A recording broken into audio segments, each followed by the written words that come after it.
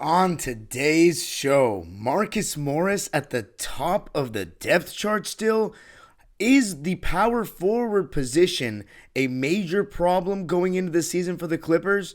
Gonna be talking about it all on today's Locked On Clippers. You are Locked On Clippers, your daily Los Angeles Clippers podcast, part of the Locked On Podcast Network, your team every day.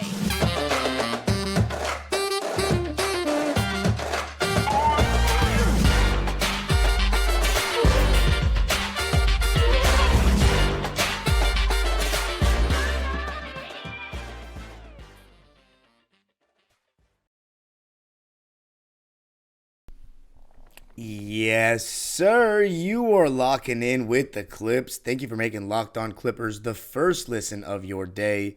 Your team every day.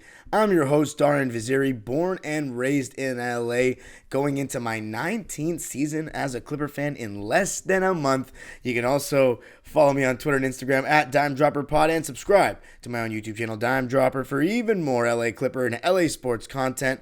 And Locked On Clippers, free and available on all your favorite podcast platforms. Let me know if you think the power forward position for the Clippers is a major issue or if it's just a minor issue in your opinion. Let me know. And today's episode is brought to you by Jace. That's J-A-S-E Medical. It has 5 life-saving antibiotics. And guess what? I just got my Jace case right over here. But going to be talking more about Jace later. Let's get into today's episode, and that is on the power forward position for the Clippers. Now, I've already made a couple of episodes regarding this position on this show recently, but the reason why I felt like I needed to do this one is because there was an article recently by Law Murray of The Athletic, Clipper beat writer, that had some things that were definitely worth talking about, and in my opinion, very worrying, one of which has to do mainly with Marcus Morris and what I think the solutions could be to this potential problem. And I do think it is a problem, a major one, because the article stated that still until Morris is moved or declared replaced, he is at the top of the depth chart. Don't expect Morris to stay away from the team in a similar manner to Jay Crowder with Phoenix last season, team sources tell The Athletic. Let's break those down right away. First of all, top of the depth chart for Marcus Morris. Now, our power forwards, they're not young. Robert Covington, 33. Marcus Morris is 34. And Nicholas Batum is going to be 35. So these guys are not very young, let's just put it that way, for basketball years.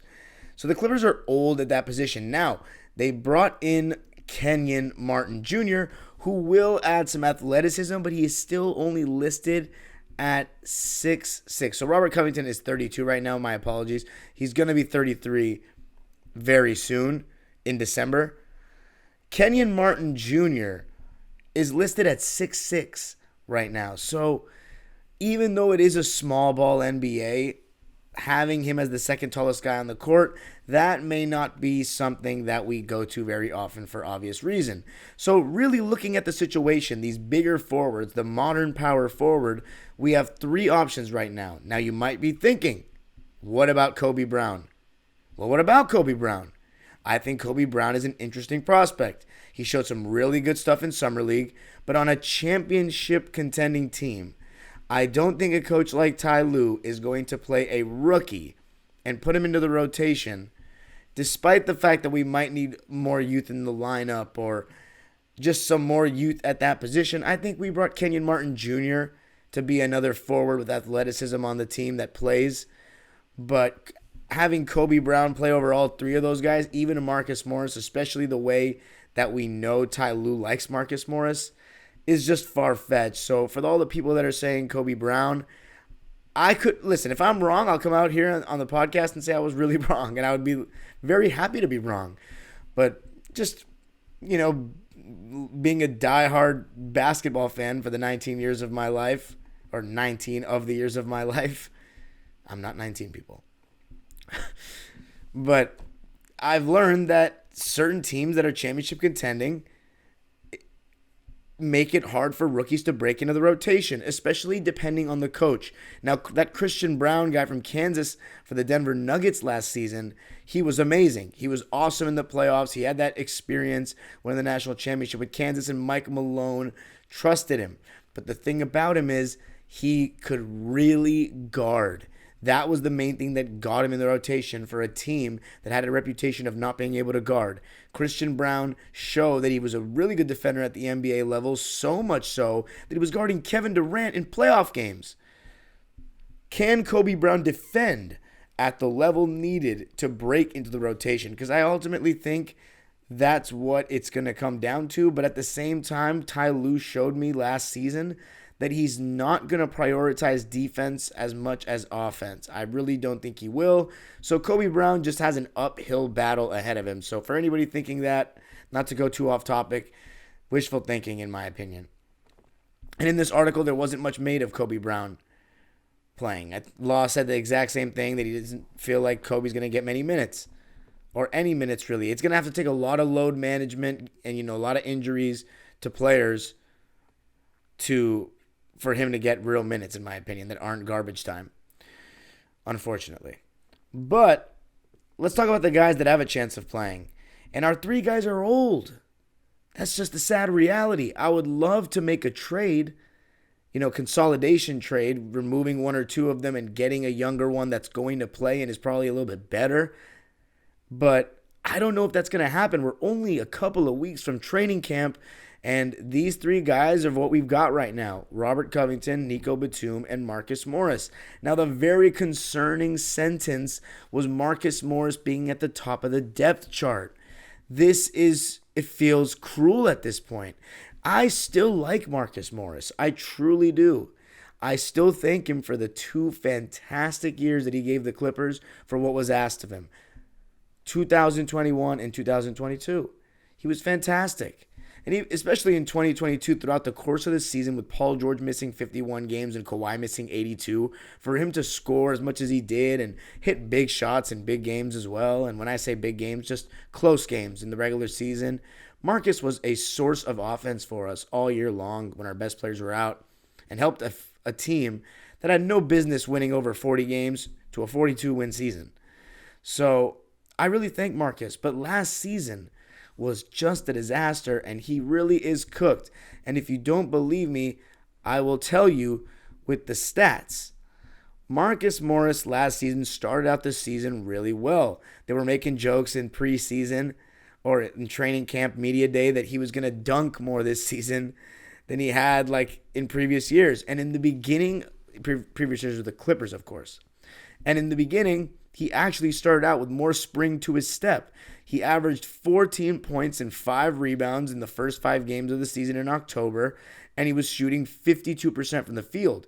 Then in November, where he played 16 games, which was the most games he played of any month, he was averaging 14 points, 5 rebounds on 44% from the field and 38.5% from 3. So that was really solid production. He was off to a very good start.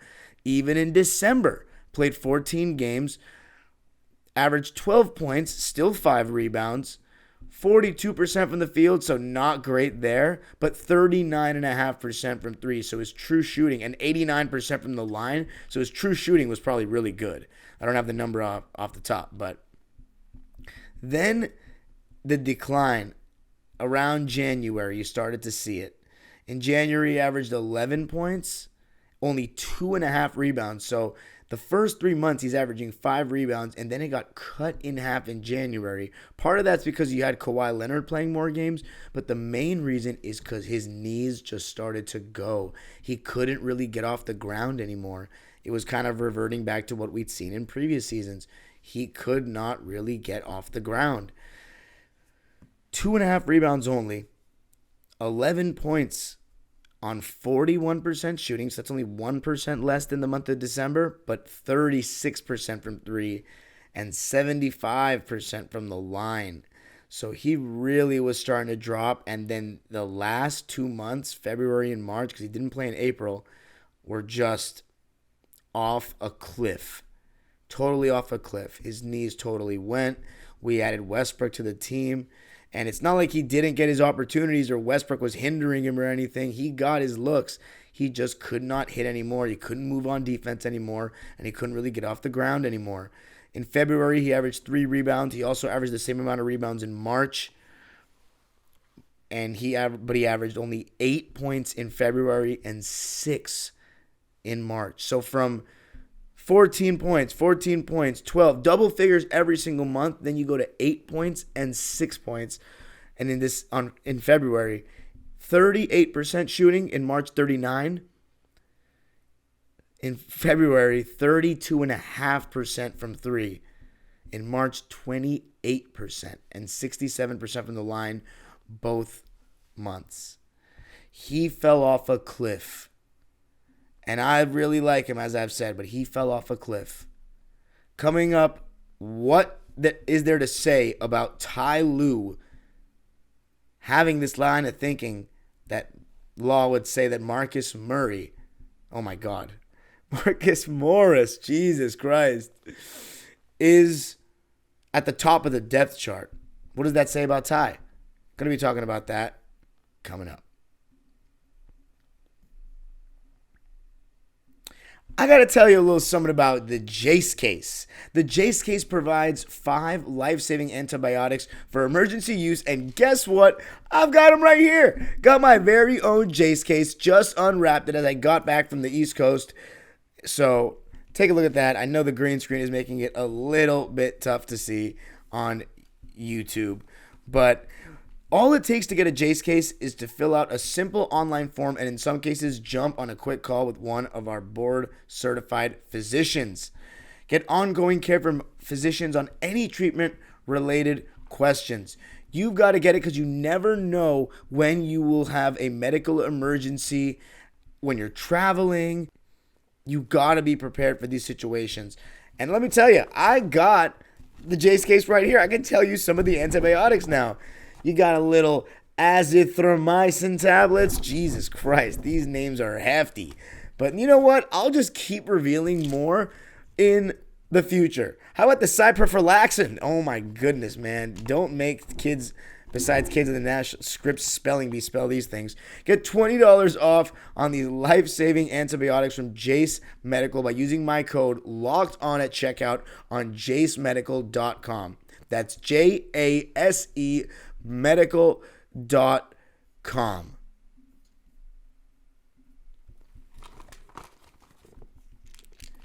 All right. So, back to business. What does it say about Ty Lue that Marcus Morris is still at the top of the depth chart?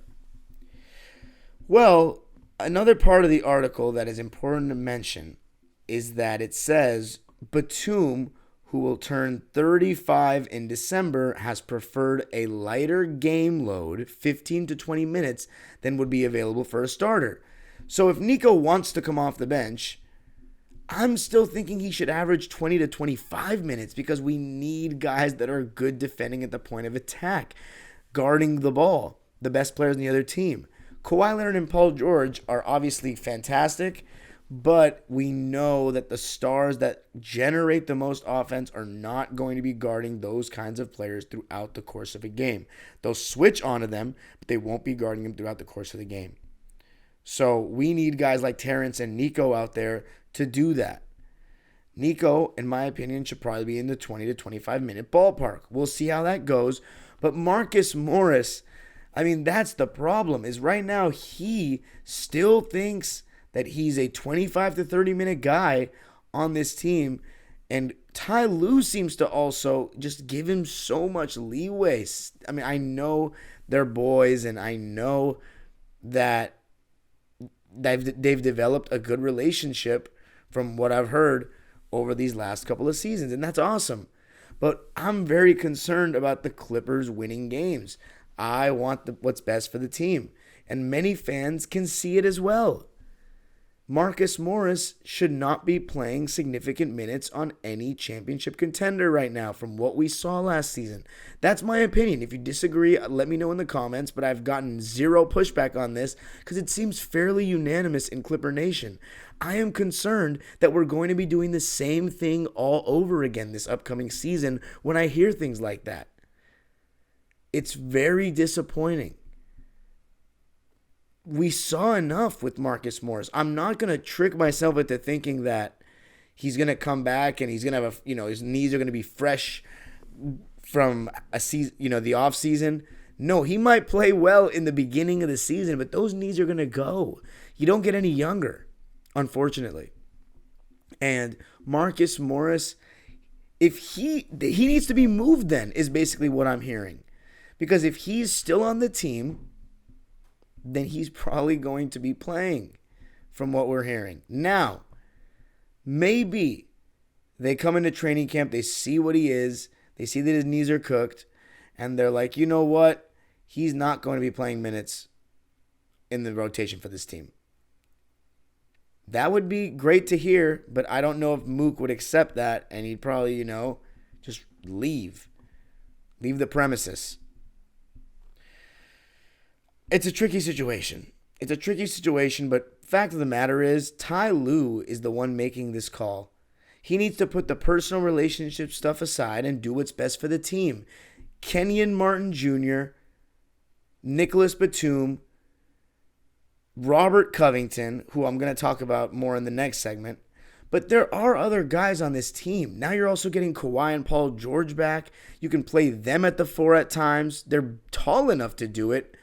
And they are still physically strong, and you're not going to play against a lot of guys that are going to pound you on the inside at that 4 spot. It's not like you're playing Aaron Gordon, who, by the way, is not going to go post up Kawhi. Maybe Paul George, but Aaron Gordon, Jaren Jackson, who else even is there? Giannis, yeah. But, that's a couple of teams. Julius Randle, maybe. That's not that many teams. And with all the small ball lineups in today's game, I think Kawhi Leonard and Paul George can do a lot more of that power forward stuff. Everybody that listens to this show frequently knows what I want to the starting lineup to be. I want it to be Russ, Terrence, Paul George, Kawhi, and Zoo. Yes, Kawhi at the 4. He's strong enough to do it, and he's the best secondary rim protector we have at the forward spot with his huge hands and great anticipation. Terrence Mann, also a decent shot blocker and rotator around the rim. But he's going to be guarding the point of attack a lot, and starting him, we should have him doing that. Why? Because we have no better options. He's not some lockdown defender, but he is very solid, and we need athletic guys that are going to fight. Because we don't really have any lockdown one-on-one or point of attack stopper on this team. Kawhi Leonard, when he wants to be, when he is in desperation mode, he will be. But we don't need a guy who we're so worried about getting injured guarding the best player every night and having to do the most offensively. And we want him to do the most offensively because he's by far our best player. Not necessarily on a given night. We all know Paul George can be amazing, but Kawhi Leonard is clearly our best player. So we want him having the ball in his hands. We want him being our lead guy offensively. Now, I really think it's sad that we've come to the point that we don't really trust Ty Lue anymore to not do what's best for the team, which is clearly that Marcus Morris should not be getting rotation minutes this season for the team. He can't defend, he can't really get off the ground, and he wasn't making shots to end last season. Even if he starts the season well because he has a good training camp and his knees look fresh because he's had a couple months off, I just don't trust it throughout the course of a season. Even in his good years with us, he was never a better defender than Nico Batum. But coming up, I'm going to be talking about the solution to this problem with the roster that we have. Going to be talking about that coming up.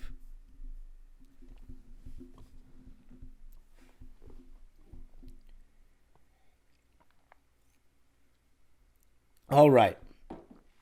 So here's a couple solutions to this issue. Besides the obvious, don't play Marcus Morris Sr. Kenyon Martin, if he's playing next to a Paul George or Kawhi, that can be the front court with another big and 2 guards. It doesn't really matter who's listed at the power forward. It's positionless basketball nowadays. You're either a forward, a guard, or a big. Paul George and Kmart Jr. are forwards.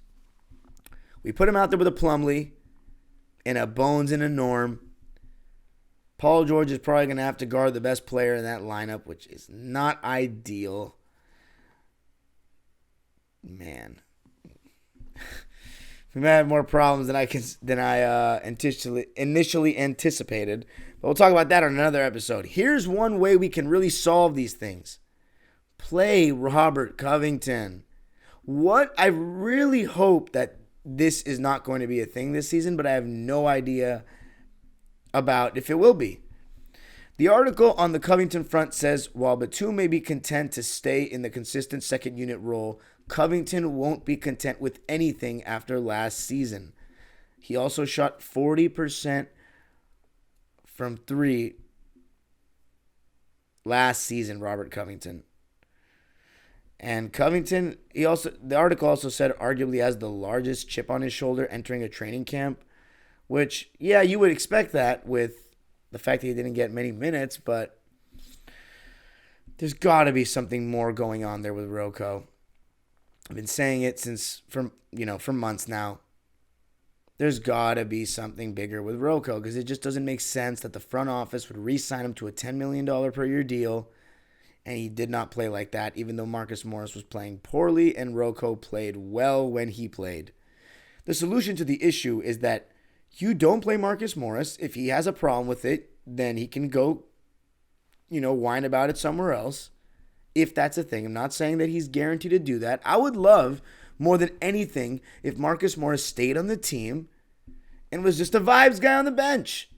Be on for the ride. Maybe you get a ring out of it by sacrificing and only playing even when it's desperation. I'd be okay with Marcus Morris being on the when we're heavily injured or load management rotation, but not in our best rotation. Not even in our 12th, 13th man when we got Amir Coffey and Brandon Boston waiting in the wings.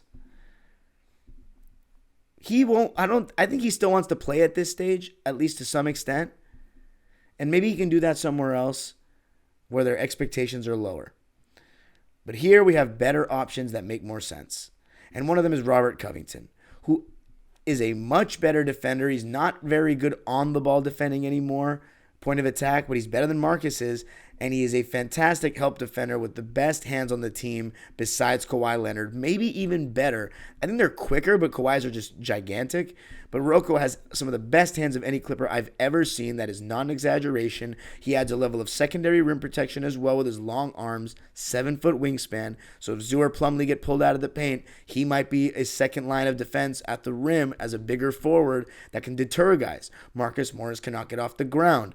I also think Rocco is an underrated cutter. He'll cut baseline when the defense is staring at Kawhi and Paul and taking their eyes off him. Marcus Morris is guaranteed to stay in the corner. Now, he doesn't create shots, but we don't need that when we have Russ, Bones, Norm, Kawhi, and Paul. We don't need that when we can also open it up a bit by throwing it down low to Zoo.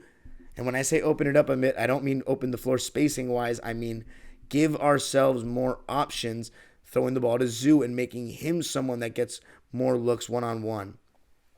The point is, we're not completely doomed. The solution is this. Start the game with Kawhi at the 4. Start using Kawhi Leonard and Paul George more as 4s because you're going to play against small ball lineups in today's game. So this whole designation of, we need a guy to be the power forward, it's not like that anymore. This is not the 2000s. There are not going to be many bully ball power forwards. They're going to be 6'8", 6'9" power forward that stretch the floor. Like this, when Zion doesn't play, the Pelicans will start Herb Jones as their power forward. You know what I'm saying? Now Zion is one of those guys that when he's healthy, he's more of like traditional, like will go inside and be an actual power forward. But when we talk about Kawhi Leonard and Paul George not playing enough because they're always injured, Zion Williamson is even worse. He's a young player that's injured so frequently. So, what are the odds we're going to be playing him that much? Who knows? I want Zion Williamson to play, by the way. I want all these guys to play. The NBA is amazing when all the stars are healthy. I'm just saying, when we talk, people want to take their shots at Kawhi and Paul George. for not being healthy, fine. But Zion Williamson doesn't play enough, so I don't even consider him there for the power forward spot. We will be okay with Kawhi and Paul playing at the four in quotations, at times, just as that bigger forward.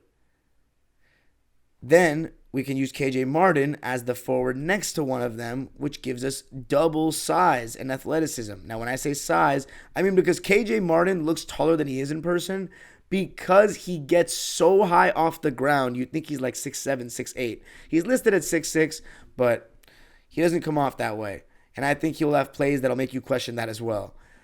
So having those guys and then playing Rocco more, I think it could really make all the difference. I really do. And when I say all the difference, I mean to the point where it's not a huge glaring hole, because if there are any holes on this team, I think that's one of them. That and the fact that we don't have that many amazing defenders at the point of attack. But if Terrence Mann, Nico Batum, Kawhi, and Paul, by committee, do it throughout the course of the season, guarding those best players, it really comes down to Terrence Mann. But Nico Batum as well, if he can do that in that role off the bench.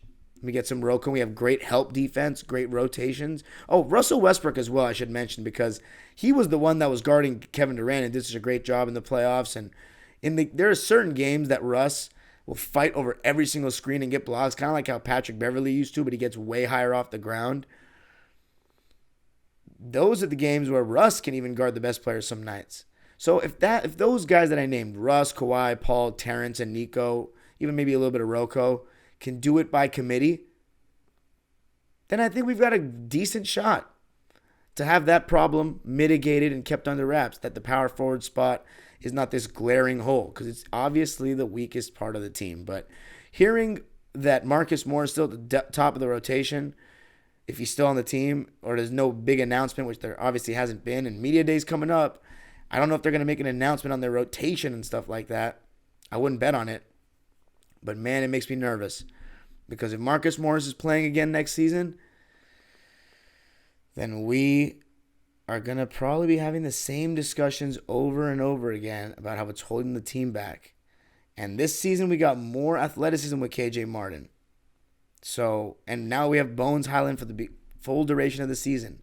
And Westbrook for the full duration of the season.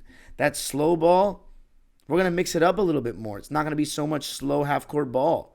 We'll still probably be bottom 10 in the league in pace, but there are going to be more moments of trying to push that pace. That's going to come from Russ, Bones, Norm, and KJ and Terrence. Marcus Morris doesn't seem to fit into that equation very well.